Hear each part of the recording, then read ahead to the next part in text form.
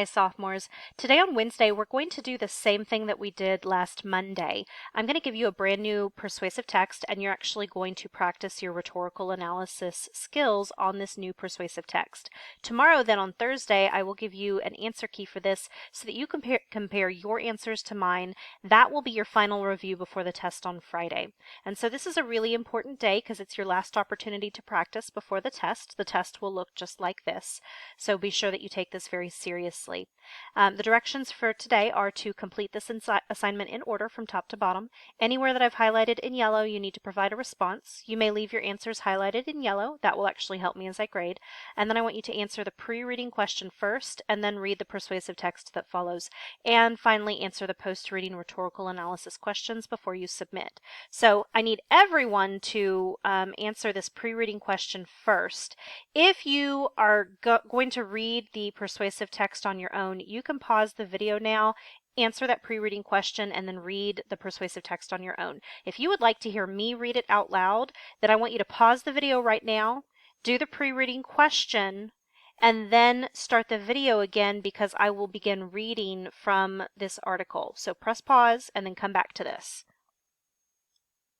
Okay, I'm hoping that you pressed pause and did your answer to the pre-reading question. So let's read the article out loud together now.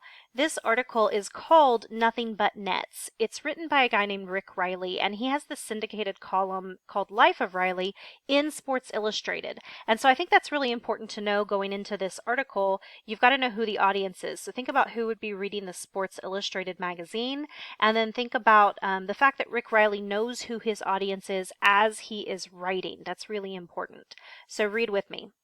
I've never asked for anything before, right? Well, sorry, I'm asking now. We need nets, not hoop nets, soccer nets, or lacrosse nets, not New Jersey nets or dot nets or clarinets, mosquito nets. See, nearly 3,000 kids die every day in Africa from malaria, and according to the World Health Organization, transmission of the disease would be reduced by 60% with the use of mosquito nets and prompt treatment for the infected.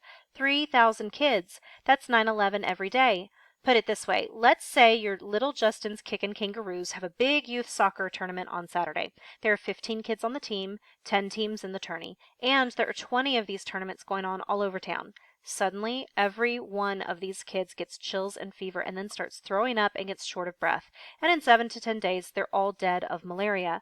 We gotta get these nets. They're coated with an insecticide and cost between $4 and $6. You need about $10 all told to get them shipped and installed. Some nets can cover a family of 4, and they last 4 years. If we can cut the spread of the disease, $10 means a kid might get to live. Make it 20 and more kids are saved. Now, in the original article in the magazine, he did include a picture of himself, so this is Rick Riley, and then there was a caption.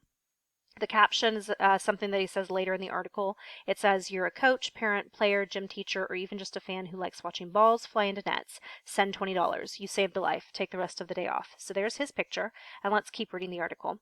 So here's the ask. If you have ever gotten a thrill by throwing, kicking, knocking, dunking, slamming, putting up, cutting down, or jumping over a net, please go to a special site we've set up through the United Nations. The address is unfoundation.org/malaria. Then just look for the big SI's Nothing But Net logo, or call this number and donate $20. Bang! You might have just saved a kid's life. Or would you rather have the new Beastie Boys CD? You're a coach, parent, player, gym teacher, or even just a fan who likes watching balls fly into nets. Send $20. So you stay home and eat on the dinette. You'll live. Hey, Dick's Sporting Goods, you now have 255 stores. How about you kick in a dime every time you sell a net? Hey, NBA players, hockey stars, and tennis pros, how about you donate $20 every time one of your shots hits the net? Maria Sharapova? You don't think this applies to you just because you're Russian? Niet. I tried to think how many times I have said or written the word net in 28 years of sports writing, and I came up with, conservatively, 20,000. So I've already started us off with a $20,000 donation. That's a whole lot of lives. Together we could come up with 1 million net. How many lives would that save? More than 50 times the population of Net Lake, Minnesota. I know what you're thinking. Yeah, but bottom line, how much of our 1 million goes to nets? All of it. Thanks to Ted Turner, who donated $1 billion to create the UN Foundation, which covers all the overhead. Every cent will go to nets, says Andrea Gay, the UN Foundation's Director of Children's Health. Nets work. Bill and Melinda Gates have just about finished single-handedly covering every bed in Zambia.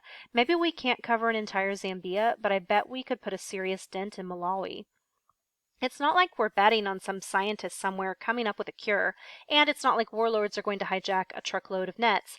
Theoretically, if every person in Africa slept under all night under a net, says Gay, nobody need ever die of malaria again. You talk about a net profit.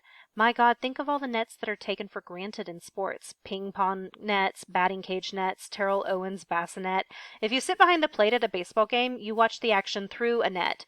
You download the highlights on Netscape and forward it to the net on the net to your friend Ben Net while eating Raisinets. Sports is nothing but net. So next time you think of a net, go to that website and click yourself happy. Way more fun than your fantasy bowling league, dude. One last vignette. A few years ago, we took the family to Tanzania, which is ravaged by malaria now. We visited a school and played soccer with the kids. Must have been 50 on each team, running and laughing. A taped up wad of newspaper was the ball and 2 rocks were the goal. Most fun I ever had getting whooped. When we got home, we sent some balls and nets. I kick myself for that now. How many of those kids are dead because we sent the wrong nets? So this is the article. Now that you have read it, you've already completed the pre-reading question, you can go through and answer all the rest of the questions. Remember that you're going to answer anywhere there's yellow, and you can just leave the yellow there. But to answer the questions that are in yellow, you're going to have to look at the stuff that I have typed in for you, because these are answers that you will need to be able to come up with, for example, the purpose of the rhetorical devices. Well, you need to read what the rhetorical devices are that I provided you with. Please let me know if you have any questions, and I will be happy to help. Have a great day. Bye, guys.